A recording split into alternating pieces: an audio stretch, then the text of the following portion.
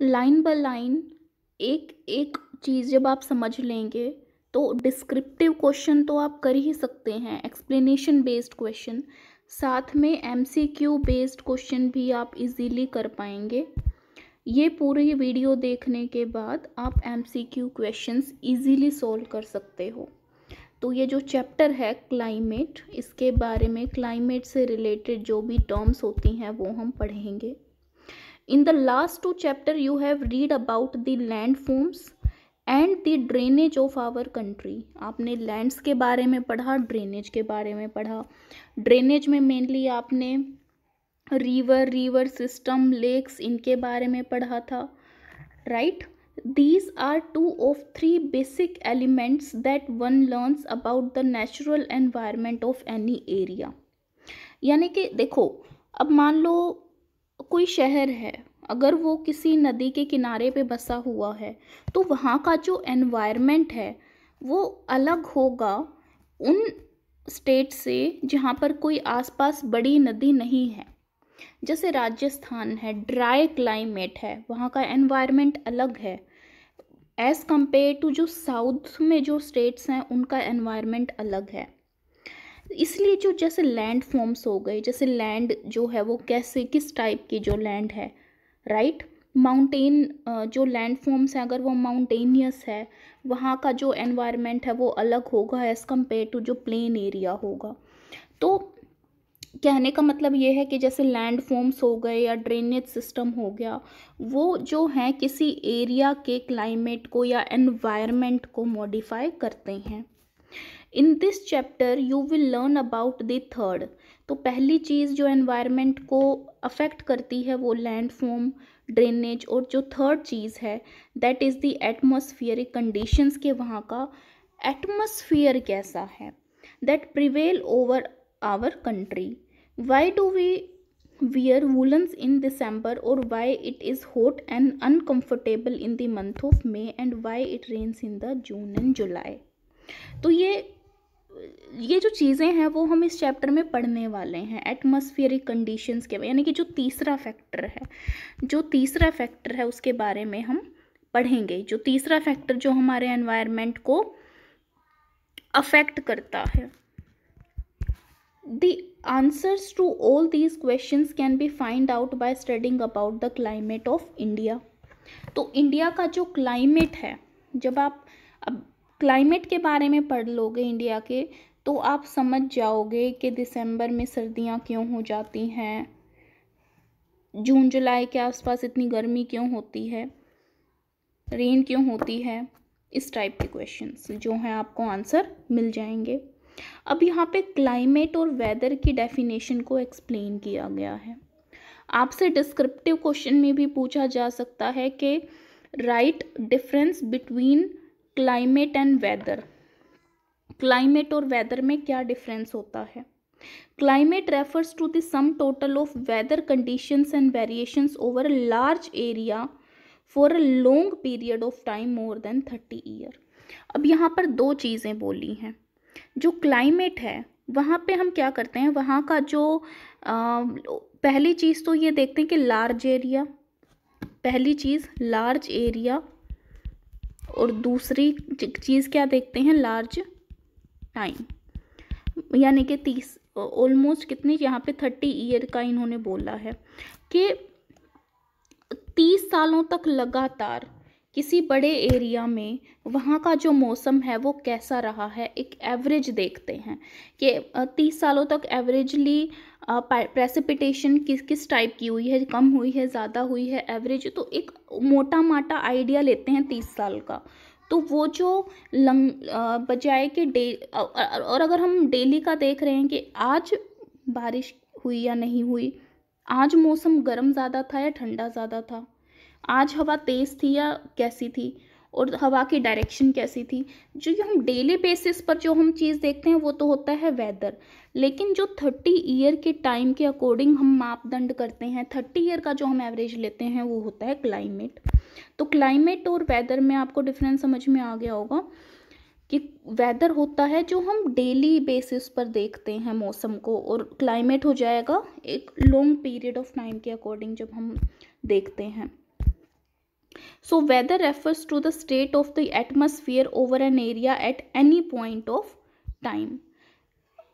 Eight state of atmosphere over an area, एक area पे, at any point of time, किसी भी time पे। The elements of weather and climate are the same. Elements same हैं, जैसे कि temperature, यानी कि पिछले 30 सालों में जो टेम्परेचर की कंडीशंस क्या रही है, एक एवरेज लेके देखते हैं, वो क्लाइमेट हो जाएगा। वेदर में क्या हो जाएगा कि आज का जो टेम्परेचर है वो कैसा था। तो मापदंड तो सेम चीज़ों, रेफरेंस सेम लिया जाता है। क्लाइमेट और वेदर में भी टेम्परेचर का रेफरेंस लिया जाता है, एटमॉस्फेरिक प्रेशर का रेफरेंस लिया जाता है, विंड देखी जाती है, ह्यूमिडिटी यानी कि नमी देखी जाती है, और प्रेसिपिटेशन यानी कि बारिश को देखा जाता है। कि क्लाइमेट में तो यूँ देखेंगे कि प्रेसिपिटेशन पिछले 30 सालों में क्या हिसाब किताब रहा है, वेदर में क्या देखेंगे आज प्रेसिपिटेशन का क्या हिसाब किताब रहा है। तो जो एलिमेंट होते हैं वो क्लाइमेट और वेदर के सेम होते हैं। आपसे ये चीज़ क्वेश्चन में पूछी जा सकती है कि write down elements of weather and climate. तो आपको क्या क्या एलिमेंट लिखने पड़ेंगे। सबसे पहले लिखना पड़ेगा आपको टेम्परेचर, सेकंड नंबर पे आपको लिखना पड़ेगा atmospheric pressure, atmospheric pressure, third पे आपको लिखना पड़ेगा विंड, फोर्थ पे आपको लिखना पड़ेगा ह्यूमिडिटी, और फिफ्थ पे आपको लिखना पड़ेगा प्रेसिपिटेशन, प्रेसिपिटेशन यानी कि बारिश, राइट। तो आपको ये चीज़ है, और इन केस अगर ज़्यादा मार्क्स में है ये क्वेश्चन तो थोड़ा थोड़ा आप इन सबको एक्सप्लेन भी कर देना। But there is, you may have observed that the weather conditions fluctuate very often even within a day। अब क्योंकि जो क्लाइमेट है वो तो हम पूरा एक लंबे 30 साल के अकॉर्डिंग देखते हैं कि क्या हिसाब किताब रहा बारिश का, ह्यूमिडिटी का, विंड प्रेशर का। लेकिन जो वेदर होता है, अब क्योंकि वो तो हम 1 डे के अकॉर्डिंग लेट से देख रहे हैं, 1 डे के अकॉर्डिंग, तो वो फ्लक्चुएट करेगा, फ्लक्चुएशन ज़्यादा होती है। आपने देखा होगा कि लेट से सुबह के 9 से 10 तक बहुत तेज़ बारिश हुई, और कई बार इतनी तेज़ बारिश होने के बाद अचानक से फिर दोबारा गर्मी हो जाती है, बारिश जाती। तो फ्लक्चुएशन यानी कि वेदर में फ्लक्चुएशन बहुत ज़्यादा होता है, राइट। तो वेदर में फ्लक्चुएशन बहुत ज़्यादा देखने को मिलती है। लेकिन क्लाइमेट में क्या होगा, क्लाइमेट यूँ नहीं देखेगा कि 10 बजे क्या है, 11 बजे कैसा है, 12 बजे कैसा है, ठीक है, 1 बजे कैसा है। क्लाइमेट पूरे 30 साल का एक एवरेज देखेगा कि ऑन एन एवरेज क्या हिसाब किताब रहा, ठीक है। But there is some common patterns over a few weeks और month, that is days are cool और नॉट, ये विंडी एंड काम, क्लाउडी और ब्राइट, एंड वेट और ड्राई। लेकिन फिर भी मतलब fluctuation within a day तो ज़्यादा होती हैं, लेकिन विद इन अ वीक और विद इन अ मंथ कहीं ना कहीं आप एवरेज देख सकते हो। On the basis of the generalised monthly atmospheric condition the year is divided into season such as winter, summer और रेनी सीजन।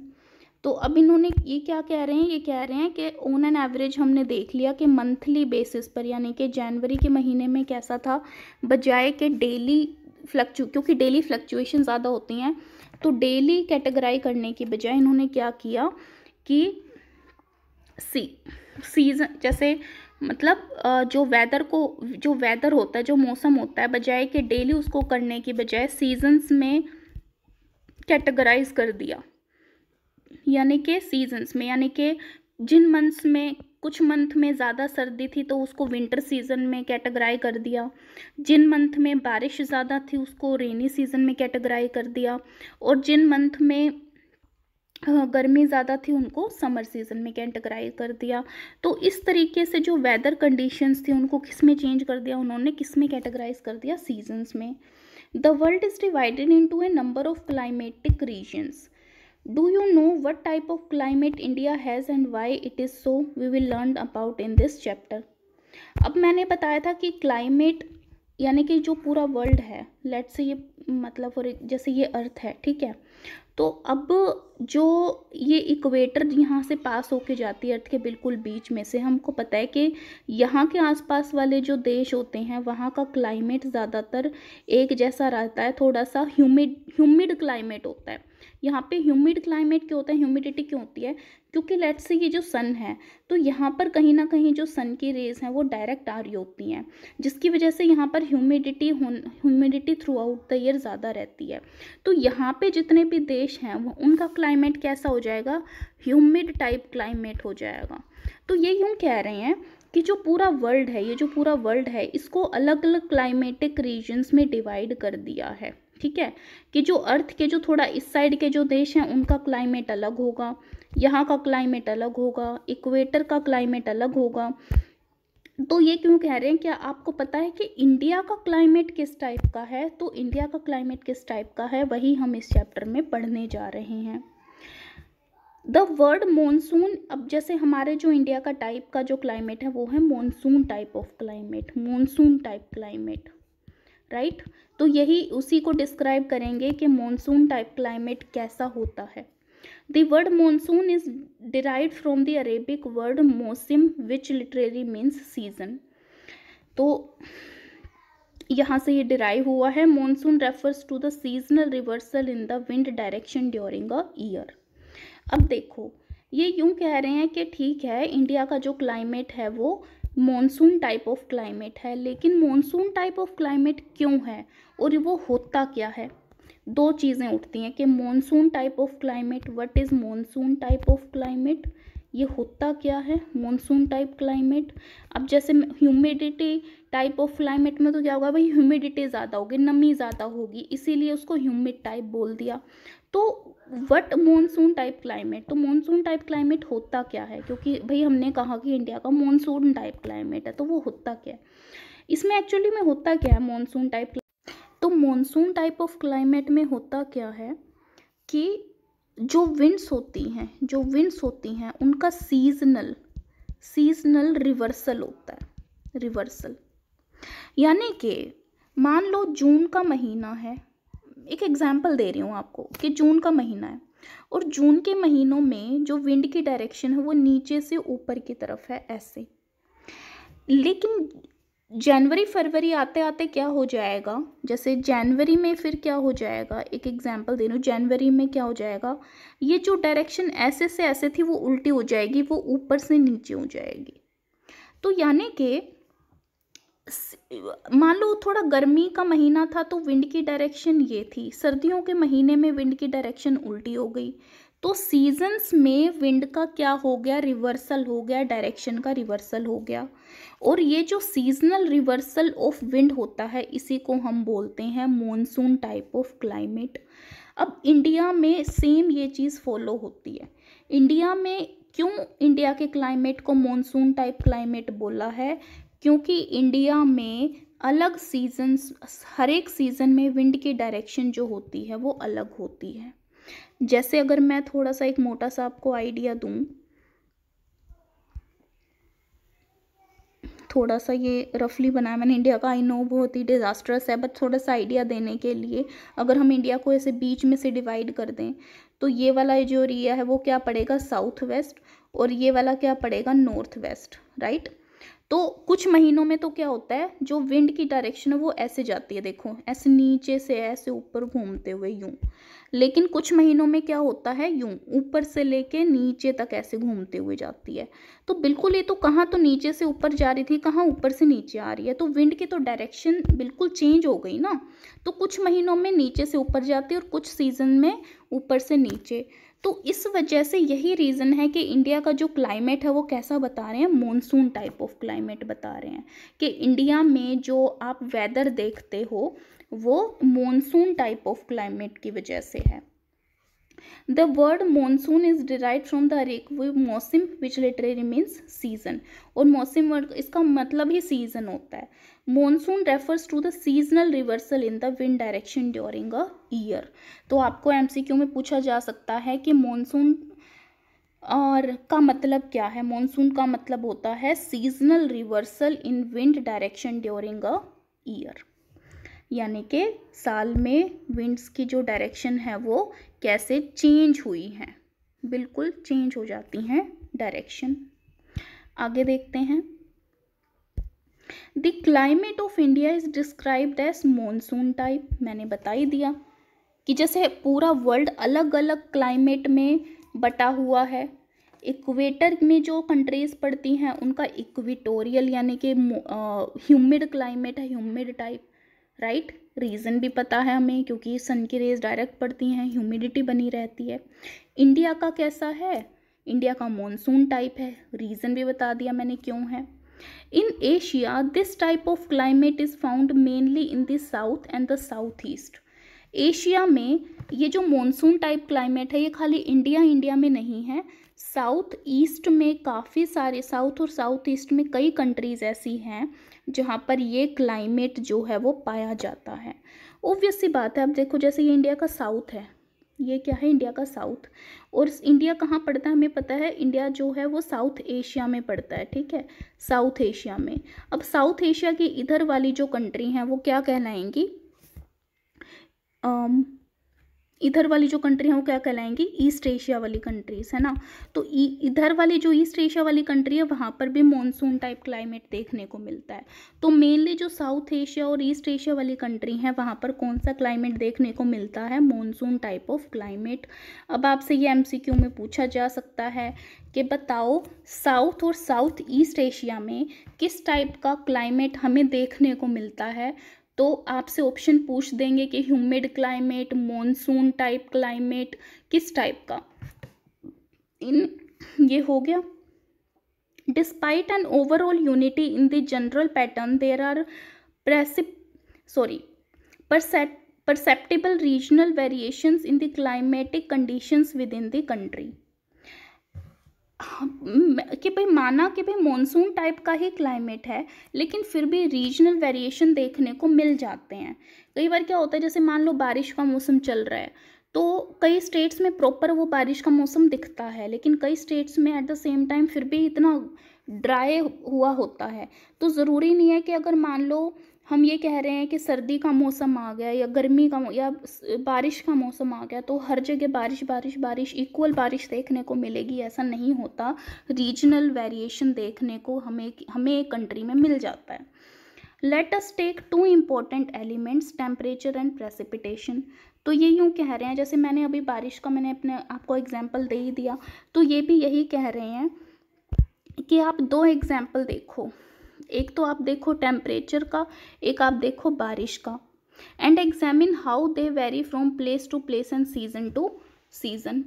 तो अब ये एक माइनर डिटेल एक्सप्लेन कर रहे हैं आपको कि माना कि जैसे हमारे यहाँ का जो क्लाइमेट है वो कैसा है, मॉनसून टाइप है, राइट, मॉनसून टाइप है। तो फिर भी क्या होता है, रीजनल वेरिएशन हमें देखने को मिल जाते हैं। जैसे मैंने बताया कि मॉनसून आ गई, राइट, मॉनसून आ गई तो ज़रूरी नहीं है कि जैसे अगर जितनी बारिश हरियाणा में हो रही है उतनी ही बारिश आपको राजस्थान में भी देखने को मिलेगी, तो वेरिएशन होता है। या ज़रूरी नहीं है कि हरियाणा में अगर टेम्परेचर 24 डिग्री सेल्सियस है तो राजस्थान में भी उतना होगा। Even at the same time हो सकता है राजस्थान में बिल्कुल 40 या 50 डिग्री हो, तो वेरिएशन होती है। In summer, the mercury occasionally touches 50 degree in some part of the Rajasthan desert। तो गर्मियों में तो इवन क्या होता है 50 डिग्री तक टेम्परेचर पहुंच जाता है राजस्थान के कुछ एरिया में। Whereas it may be around 20 degree Celsius in Pahalgam in Jammu and Kashmir. Jammu Kashmir में गांव पहलगाम, तो वहाँ पर हो सकता है कि 20 डिग्री सेल्सियस हो और eight the same time Rajasthan में 50 डिग्री सेल्सियस हो। तो अगर मान लो, ज़रूरी नहीं है कि अगर हमारे इंडिया का जो क्लाइमेटिक टाइप है वो मॉनसून टाइप ऑफ क्लाइमेट है तो ज़रूरी नहीं है कि फिर वो पूरे इंडिया में सेम ही एग्जिस्ट करेगा। कई बार क्या होता है, वेरिएशन होती हैं। ऑन अ विंटर नाइट, अब मान लो सर्दियों में क्या होता है, temperature at Dras in Jammu and Kashmir में भी as low as -45 degree Celsius. कि हो सकता है कि सर्दियों के टाइम में जम्मू कश्मीर में एक जगह है द्रास, तो वहाँ पे टेम्परेचर सर्दियों में कई बार -45 डिग्री सेल्सियस तक पहुँच जाता है। तो even Thiruvananthapuram on the other hand में have a temperature of 22 degree Celsius. लेकिन तिरुवनंतपुरम में हो सकता है उस टाइम पे टेम्परेचर कितना हो, 22 degree Celsius. Thiruvananthapuram is in south India, south में है। तो जैसे मान लो ये इंडिया है पूरा, ये इस साइड वाला रीजन तो नॉर्थ इंडिया हो जाएगा, ये साउथ इंडिया हो जाएगा। तो अब नॉर्थ इंडिया में तो कितना टेम्परेचर, -45 डिग्री सेल्सियस, और साउथ में कितना, 22 डिग्री सेल्सियस। तो ये कह रहे हैं रीजनल वेरिएशन होते हैं in spite of the fact of the same country. In certain places there is a wide difference between day and night temperature. और कई बार तो डे और नाइट में भी होता है। मतलब ये डिफरेंस तो हो गया भाई एक स्टेट में कुछ, दूसरी स्टेट में कुछ। कई बार तो एक ही स्टेट में दिन में अलग, बिल्कुल ड्रास्टिक चेंज, कि दिन में इतना ज़्यादा टेम्परेचर और रात को इतना कम टेम्परेचर। तो कई बार तो एक ही स्टेट में इतना वेरिएशन देखने को मिल जाता है। For example, in the Thar desert the day temperature में rise to 50 degree Celsius and drop down to near 15 degree at the same night. दिन में 50 डिग्री था, रात को 15 डिग्री पहुंच गया, इतना फ़र्क। On the other hand there is hardly any difference in day and night temperature in the Andaman and Nicobar island और इन केरला। जबकि इन अंडमान निकोबार हो गया, केरल हो गया, यहाँ ये जो जगह हैं यहाँ पर दिन और रात के टेम्परेचर में ज़्यादा फ़र्क नहीं होता। वैसे भी जो लैंड कोस्ट के पास होती हैं, समुद्र के पास होती हैं, वहाँ पर डे और नाइट के टेम्परेचर में ज़्यादा वेरिएशन हमें यूजुअली देखने को नहीं मिलती। Let us now look at precipitation. तो ये हो गया टेम्परेचर के बारे में, टेम्परेचर के कंटेक्स्ट के बारे में, ठीक है। टेम्परेचर कि भाई कैसे टेम्परेचर वेरी करता है एक जगह से दूसरी जगह पे, और कई बार तो एक ही जगह पे दिन और रात में कैसे वेरी करता है। तो ये तो हो गया टेम्परेचर। अब कह रहे हैं ये बारिश के बारे में।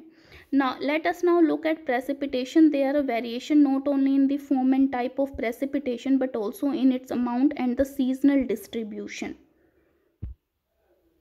While precipitation is mostly in the form of snowfall in the upper parts of Himalayas. अब जो precipitation होती है, सिर्फ जो बारिश होती है, ज़रूरी नहीं है कि वो लिक्विड फॉर्म में जो आती है छोटी छोटी बूंदों की फॉर्म में, उसी को हम बारिश बोलेंगे। जो बर्फ़ की फॉर्म में गिरती है वो भी बारिश ही कहलाती है, वो अलग बात है, उस वाली बारिश को हम स्नोफॉल बोल देते हैं। तो ये यही कह रहे हैं कि जो प्रेसिपिटेशन है mostly in the form of snowfall, वो स्नोफॉल की फॉर्म में होती है। कहाँ पर, हिमालयाज में। It rains over the rest of the country, लेकिन बाकी जो कंट्री है वो बारिश की यानी कि पानी के फॉर्म में नीचे गिरती है। The annual precipitation varies from over 400 centimeter in Meghalaya to less than 10 centimeter in Ladakh and western Rajasthan. यानी कि जो बारिश जो है वो कई जगहों पे तो इतनी ज़्यादा देखने को मिलती है कि 400 सेंटीमीटर तक बरस जाता है पानी, लेकिन कईयों पे हमें इतना कम देखने को मिलता है कि 10 सेंटीमीटर से भी ज़्यादा होता है, जैसे कि लद्दाख में और वेस्टर्न राजस्थान में। Most part of the country receive rainfall from June to सितंबर, और ज़्यादातर जो पार्ट्स हैं कंट्री के वो वहाँ कहाँ पर, जून से सितंबर में बारिश देखने को मिलती है। तो MCQ फॉर्म में पूछ लेंगे कि मोर देन 400 जो सेंटीमीटर बारिश है वो कहाँ पर देखने को मिलती है, या लेस देन 10 सेंटीमीटर बारिश कहाँ पर देखने को मिलती है, या फिर जो ज़्यादातर जो बारिश है वो कौन से महीने के बीच में देखने को मिलती है, वो मिलती है जून से सितंबर के बीच में। But some parts like Tamil Nadu, लेकिन कुछ पार्ट्स जैसे तमिलनाडु हो गया coast, get a large portion of its rain during October and November. यानी कि मोस्ट ऑफ द इंडिया में तो जून से सितंबर में होती है, ये एक एवरेज है, लेकिन कई जगहों पे सितंबर के जाने के बाद यानी कि अक्टूबर नवंबर में ज़्यादा बारिश होती है, जैसे कि तमिलनाडु। तो ये आपसे पूछा जा सकता है कि तमिलनाडु में कौन से मंथ में ज़्यादा बारिश होती है। तो आप कंफ्यूज हो सकते हो कि भाई हाँ, ज़्यादातर बारिश तो वैसे भी जून से लेके सितंबर तक आती है, तो तमिलनाडु में भी वही होगी, लेकिन तमिलनाडु में कब होती है, अक्टूबर नवंबर में। In general coast areas experience less contrast in temperature condition. Less contrast मतलब मैंने ये आपको पहले भी बताया कि जो कोस्टल यानी कि समुद्र तट के आसपास वाले जो एरिया होते हैं वहाँ पे दिन और रात के टेम्परेचर में कम फ़र्क होता है, लेकिन जो अंदर वाले जो एरिया होते हैं, अंदर वाली जो स्टेट होती हैं जिनके आसपास समुद्र या पानी नहीं लगता, उसके दिन और रात के टेम्परेचर में बहुत ज़्यादा फ़र्क हो जाता है कई बार। Seasonal contrast are more in the interior of the country देश के जो अंदर वाले हिस्से होते हैं उनमें सीजनल कॉन्ट्रास्ट भी हमें देखने को मिलता है। There is decrease in rainfall generally from east to west in the northern plain. Decrease in rainfall from east to west यानी कि ये जैसे नॉर्थ है, ये हमारे देश का नॉर्थ है, ये जम्मू कश्मीर है, ये हिमाचल प्रदेश आ जाता है इस तरफ, तो हमारे देश का ये वेस्ट है और ये ईस्ट है। तो ये क्या कह रहे हैं, जनरली वेस्ट से ईस्ट की तरफ हमें क्या मिलता है, बारिश में कमी देखने को मिलती है कि जैसे जैसे आप वेस्ट से ईस्ट की तरफ जाते जाओगे वैसे वैसे बारिश कम होती जाएगी। तो आपसे ये चीज़ भी पेपर में पूछी जा सकती है एमसीक्यू में कि किस उसमें कम, east to west, north west to east, ऐसे देखने नॉर्थ टू साउथ कैसे बारिश का पैटर्न कम देखने को मिलता है, ये भी पूछ लिया जाएगा। These variations have given rise to variety in lives of people in terms of food they eat, the clothes they wear and also the kind of houses they live in। क्योंकि ये जो वेरिएशन है वो हमें इस तरफ की देखने को मिलती है, तो हमें ये भी पता है जैसा हमारा मौसम होगा उसी तरीके का जो खाना पीना रहना सोना लोगों का चेंज हो जाता है। Why the houses in Rajasthan have thick walls and flat roofs? गर्मी ज़्यादा होती है, बारिश कम होती है, इस वजह से वहाँ के जो हाउसेस हैं वो कैसे होते हैं, बहुत ही बहुत थिक वॉल्स, मोटी परतें वाली दीवारें बनानी पड़ती हैं क्योंकि गर्मी ज़्यादा है। Why is it that the houses in the Terai regions in Goa and Mangalore have sloping roofs? Sloping ऐसे वाली छतें, स्लोप, तो वो इसलिए बनाई जाती हैं, लेट से बारिश आई, बारिश ज़्यादा आती है वहाँ पर तो वो नीचे जाके नीचे गिर जाएगी। हमारे यहाँ पर यूजुअली रूफ़ कैसी होती हैं, ऐसे फ्लैट रूफ़ होती हैं, ऐसे होते हैं ना हमारे मकान, ऐसे छतें होती हैं, वो इसीलिए होती हैं क्योंकि बारिश इतनी भी नहीं आती कि इतना ज़्यादा इकट्ठा हो जाए, तो हम ऐसी रूफ़ नहीं बनाते कि वो नीचे जाके गिरे। तो ये बस बताया गया था आपको प्रेसिपिटेशन और टेम्परेचर का रीजनल क्या रोल होता है। आगे आ जाता है क्लाइमेटिक कंट्रोल्स। क्लाइमेट को कौन कौन सी चीज़ें कंट्रोल करती हैं, यानी कि मान लो एल्टीट्यूड जैसे ऊंचाई, अगर कोई जगह ज़्यादा ऊंचाई पे है तो वहाँ का क्लाइमेट ऑब्वियस सी बात है अलग होगा प्लेन एरिया से। लैटिट्यूड क्या होता है, फॉर एग्जांपल ये अर्थ है, ठीक है, ये जो हॉरिजॉन्टल लाइंस होती हैं लैटिट्यूड होते हैं, तो जो देश यहाँ पर होंगे उनका अलग क्लाइमेट होगा, जो यहाँ होंगे उनका अलग होगा, जो यहाँ होंगे उनका अलग होगा, और जो यहाँ होंगे उनका अलग होगा। यानी कि क्लाइमेटिक कंट्रोल्स, यानी कि जैसा एल्टीट्यूड है वो भी क्लाइमेट को डिफाइन करेगा, लैटिट्यूड जहाँ जैसा जिस लैटिट्यूड पे होंगे आप तो भी आपका क्लाइमेट अलग होगा बाकी एल्टीट्यूड से या लैटिट्यूड से। प्रेशर, यानी कि ज़्यादा अगर ऊंचाई वाले जगह पे हो तो आपको पता है कि प्रेशर आप पे विंड का ज़्यादा होगा, तो भी आपका क्लाइमेट अलग होगा। Wind system, distance from the sea, अगर आप समुद्र से दूर हो तो नमी कम होगी, समुद्र के पास रहते हो तो नमी यानी कि ह्यूमिडिटी ज़्यादा होगी। क्लाइमेटिक कंट्रोल्स, तो ये सारे जो फैक्टर हमने देखे ये क्या है, क्लाइमेट को, किसी जगह के क्लाइमेट को कंट्रोल करते हैं, डिफाइन करते हैं। तो आपसे क्वेश्चन में पूछ लिया जाएगा कि right a note on climatic controls, तो उसमें आप सबको किसके बारे में लिखना होगा, इन सब के बारे में लिखना होगा। अगर ज़्यादा नंबर में आ जाता है तो आप इनको डिफाइन भी कर सकते हो, कैसे कि number 1 climatic control is latitude, कि अगर कोई मान लो ये अर्थ के बीच में रहता है, इक्वेटर पे रहता है, वहाँ पर नमी ज़्यादा है तो ह्यूमिडिटी को ज़्यादा फेस करेंगे। कोई अगर ऊपर की साइड रहता है तो ह्यूमिडिटी को कम फेस करेंगे, वहाँ पे ह्यूमिडिटी कम होगी। तो थोड़ा थोड़ा हर एक पॉइंट को आप एक्सप्लेन कर सकते हो।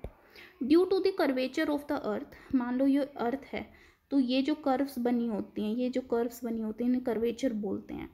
तो due to curvature of the earth the amount of solar energy received varies according to the latitude, ये भी मैं आपको पहले बता चुकी हूँ। मान लो ये अर्थ है, अब ये वाली जो कर्व है ये ज़्यादा सोलर एनर्जी रिसीव करती है, क्योंकि यहाँ पर जो सनलाइट है वो डायरेक्ट पड़ती है। यहाँ पे तो डायरेक्ट पड़ेगी, लेकिन यहाँ ऊपर जाते जाते जो सनलाइट है वो डाइवर्ट हो जाती है, तो यहाँ पर सनलाइट कम रिसीव होती है। तो यानी कि जो अर्थ का जो कर्वेचर है उससे भी फर्क पड़ता है। Due to curvature of the earth the amount of solar energy receives varies according to latitude. किसी लैटिट्यूड पे सोलर एनर्जी ज़्यादा है तो किसी पे कम है। As a result air temperature generally decrease from equator towards the pole. Air temperature यानी कि हवा का जो टेम्परेचर है, यानी कि जो इक्वेटर है वहाँ पे हवा का टेम्परेचर ज़्यादा होगा, यहाँ पे हवा का टेम्परेचर कम होगा पोल्स पे। ये होती है इक्वेटर। जो अर्थ के जो ये वाला एरिया होते हैं वो इक्वेटर में आते हैं। अर्थ के यहाँ पर जो एरिया होते हैं वो पोल्स में आते हैं। तो पोल्स पे जो एयर है उसका टेम्परेचर कम होता है, इक्वेटर पे जो एयर है उसका टेम्परेचर क्या होता है, ज़्यादा होता है। As a result air temperature generally decrease from equator towards the pole. As one goes from the surface of the earth to the higher altitude, the temperature become less dense and temperature decreases। यानी कि मान लो ये एक पहाड़ है, ये पहाड़ी इलाके हैं और ये मैदान है। कोई यहाँ कुछ लोग यहाँ मैदान में रहते हैं, कुछ पहाड़ी इलाकों में रहते हैं। तो जैसे ही हम हायर यानी कि हायर एल्टीट्यूड यानी कि ऊंचे वाले जगहों पे जाएंगे, जो एटमॉस्फेयर है वो कम डेंस यानी कि कम भारी होता जाएगा और जो टेम्परेचर है वो डिक्रीज होता जाएगा। डेंसर बिकम लेस डेंस का मतलब होता है, लेस डेंस मतलब कम भारी, ठीक है। तो टेम्परेचर डिक्रीज होगा। The hills are there for cooler during the summer. इसीलिए जो हिल्स होती हैं वो समर के टाइम पे क्या होती हैं, कूल होती हैं, ठंडी होती हैं। The pressure and wind system of any area depend on the latitude and altitude of the place। ये मैंने आपको सारा जो है वही चीज़ है जो ये कह रहे हैं, ये मैंने आपको ऑलरेडी एक्सप्लेन कर दिया। Thus it influences the temperature and rainfall pattern। तो यानी कि अब जो लैटिट्यूड होंगे, जो एल्टीट्यूड होंगे, यानी कि जो ये लैटिट्यूड थे ये थे, अगर ये वाले ह्यूमिड हैं, जितने ज़्यादा ह्यूमिड होंगे वहाँ पे बारिश उतनी ही ज़्यादा होगी और टेम्परेचर उतना ही ज़्यादा होगा। टेम्परेचर भी ज़्यादा, बारिश भी ज़्यादा। यानी कि जो ये लैटिट्यूड और एल्टीट्यूड हैं ये किसको इन्फ्लुएंस कर रहे हैं, टेम्परेचर को और प्रेसिपिटेशन को, दोनों को ये क्या कर रहे हैं, इन्फ्लुएंस कर रहे हैं। The sea exerts a moderating influence on climate. जो सी है वो भी इन्फ्लुएंस करता है। As the distance from the sea increases, जैसे जैसे सी से आप दूर जाते जाओगे, इट्स मॉडरेटिंग इन्फ्लुएंस डिक्रीजेज। तो इसका इन्फ्लुएंस जो मॉडरेट करने का होता है, जो बैलेंस करने का होता है चीज़ों को, वो घटता चला जाएगा। And the people experience extreme weather conditions. और लोग बहुत एक्सट्रीम कंडीशन फेस करेंगे। एक्सट्रीम मतलब मान लो सी के पास वाले जो लोग थे वो मॉडरेट कंडीशन देखेंगे, ना तो उनको बहुत ज़्यादा गर्मी लगेगी ना बहुत ज़्यादा बारिश होगी, नॉर्मल होगा सब कुछ। लेकिन जैसे ही आप समुद्र से अंदर वाले एरिया में चले जाते जाओगे और दूर जाते जाओगे, वहाँ पे आपको एक्सट्रीमिटी देखने को मिलेगी। हो सकता है बहुत ज़्यादा गर्मी हो सकता है बहुत हद ठंड मिले, मॉडरेट टाइप ऑफ चीज़ें नहीं मिलेंगी।